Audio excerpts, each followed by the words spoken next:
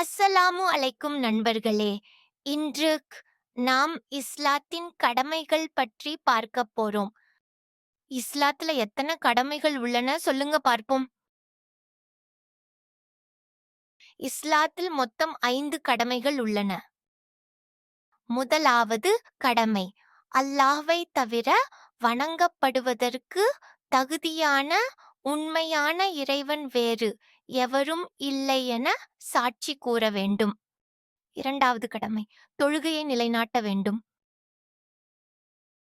மூன்றாவது கடமை, சகாத் கொடுக்க வேண்டும்.